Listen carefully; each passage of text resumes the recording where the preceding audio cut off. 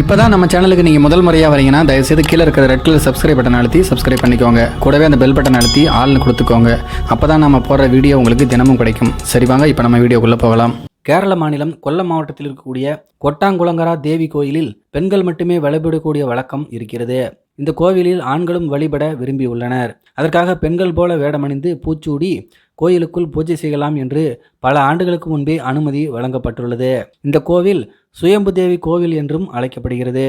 இருந்தாலும் கொட்டாங்குளங்கரா தேவி என்கின்ற பெயர் பிரபலமாக உள்ளது. இந்த கோவிலில் மார்ச் மாதம் சமய விளக்கு என்கின்ற பெயரில் ஆண்டுதோறும் திருவிழா நடைபெறும். சுமார் 19 நாட்கள் இந்த திருவிழா மிக கோலாகலமாக கொண்டாடப்படுகிறது. இந்த ஆண்டு திருவிழாவில் பெண்கள் போல வேடமணிந்து நூற்றுக்கணக்கான ஆண்கள் பங்கேற்றனர். கோயிலில் விளக்குகள் ஏற்றி தங்களுடைய நேர்த்தி கடனை செலுத்தினர். மேலும் இத்திருவிழாவில் பல்வேறு மதத்தை சேர்ந்தவர்களும் பங்கேற்றது மிகவும் ஆச்சரியத்தை ஏற்படுத்தியுள்ளது. இந்த திருவிழா தற்போது சமூக வலைதளங்களில் வைரலாகி வருகிறது.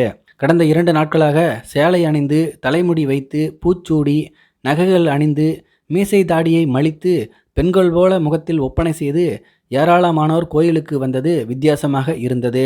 பெண்கள் யார் ஆண்கள் யார் என்று அடையாளம் தெரியாத அளவுக்கு கச்சிதமான பெண் வேடமிட்டு ஆண்கள் கோவிலில் வழிபாடு நடத்தினார்கள். கொட்டாங்குளங்கரா தேவி கோயிலில் பெண்கள் வேடமிட்டு வந்த ஆண்களை புகைப்படம் எடுத்து ரயில்வே அதிகாரி ஆனந்த் ரூபனகுடி என்பவர் தன்னுடைய ட்விட்டர் பக்கத்தில் வெளியிட்டார். அந்த படம் தற்போது வைரலாகி வருகிறது. அதை பார்த்து பல பேரும் பல்வேறு விதமான கருத்துக்களை தெரிவித்து வருகிறார்கள். இதற்கிடையில் சிறந்த முறையில் பெண் வேடமடைந்து வந்தவர்களுக்கு கோயிலில் போட்டியும் வைக்கப்பட்டுள்ளது. அதில் ஆனந்த் வெளியிட்ட புகைப்படத்தில் இருக்கக்கூடிய பெண் வேடமணிந்த இந்த ஆண் முதல் பரிசு பெற்றதாக ட்விட்டரில் தெரிவித்துள்ளார். இவருக்கு ஒப்பனை செய்தவருக்கு ஆஸ்கர் விருது வழங்க வேண்டும் என்று ஒருவர் கருத்து தெரிவித்துள்ளார். மேலும் டோலிவுட், பாலிவுட், கோலிவுட் என எந்த திரைப்பட கதாநாயகிகளும் இவருக்கு ஈடாக மாட்டார்கள் என்று மற்றொருவர் கூறியிருக்கிறார்.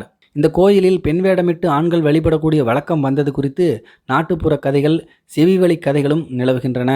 பல ஆண்டுகளுக்கு முன்னர் மாடுகள் மேய்த்த சிறுவர்கள் விளையாட்டுத்தனமாக பெண் போல வேடமணிந்து அவர்கள் கடவுளாக கருதும் கல்லுக்கு தேங்காய் பூக்களை காணிக்கையாக வைத்து வழிபட்டனர். அப்போது திடீரென கடவுள் தேவி காட்சி அளித்ததாகவும் அதன் பின்னர் அங்கு கோயில் உருவானதாகவும் மக்கள் நம்புகின்றனர். அதன் பிறகுதான் பெண் போல ஆண்கள் வேடமணிந்து வழிபடும் வழக்கம் வந்துள்ளது. இதை பற்றி உங்களுடைய கருத்துக்கள் என்ன அப்படிங்கிறது கீழே இருக்கிற கமெண்ட்ஸில் தெரியப்படுத்துங்க. மேலும் இது போன்ற வீடியோக்களை பார்க்க நம்முடைய சேனலை சப்ஸ்கிரைப் பண்ணிக்கோங்க. நன்றி, வணக்கம்.